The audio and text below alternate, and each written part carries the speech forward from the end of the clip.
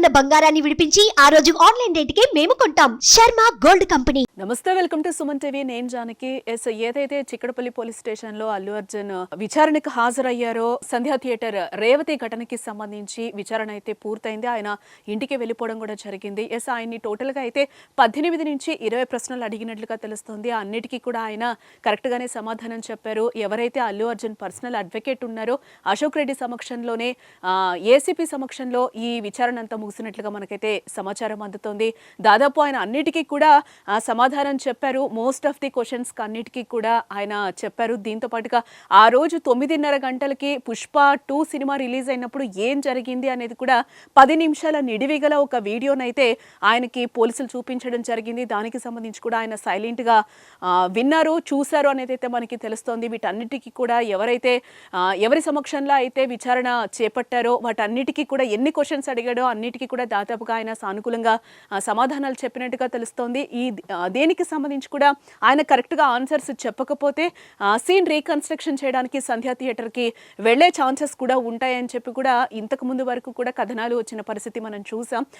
ఇప్పుడైతే ఆయన్ని సీన్ రీకన్స్ట్రక్షన్కి అయితే తీసుకువెళ్ళట్లేదు పోలీసులు. ఎందుకంటే దాదాపుగా ఆయన అడిగిన వాటి అన్నిటికీ సమాధానం చెప్పారు. కొన్ని వాటికి మౌనంగా ఉన్న పరిస్థితి కూడా ఉన్నది అని కూడా మనకి తెలుస్తోంది. ఇప్పటివరకు అయితే ఆయన్ని సీన్ రీకన్స్ట్రక్షన్కి అయితే తీసుకెళ్లట్లేదు పోలీసులు. ఎందుకంటే వీటికి కూడా కొన్ని కారణాలు చెప్తున్న పరిస్థితి. ఆ రోజు సంధ్యా థియేటర్ వద్ద ఎలాంటి తొక్కేసలాట జరిగిందో ఇప్పుడు కూడా ప్రొటెక్ట్గా ఆయన్ని తీసుకెళ్లలేమో అనేది కూడా ఒకటి ఉంది. ఎక్కడైనా కూడా అక్కడ మళ్ళీ మనకి ట్రాఫిక్ ఇబ్బందులు కావచ్చు, చిరు వ్యాపారులకు కూడా ఇబ్బందులు కలిగే అవకాశాలు ఉన్నాయి. కాబట్టి ఈరోజు సీన్ రీకన్స్ట్రక్షన్కి తీసుకెళ్లట్లేదు అనేది కూడా ఒక వాదన అయితే వినిపిస్తుంది. టోటల్గా అయితే విచారణ అయితే ముగిసింది. ఆయన ఇంటికి కూడా బయలుదేరి వెళ్ళిపోయిన పరిస్థితి అయితే కనిపిస్తుంది. టోటల్గా ఆయన అన్నిటికీ కూడా సానుకూలంగా సమాధానం చెప్పారు. నెక్స్ట్ ఏం జరగబోతుంది అనేది కూడా చూడాల్సిన అంశంగా మనకి తెలుస్తోంది.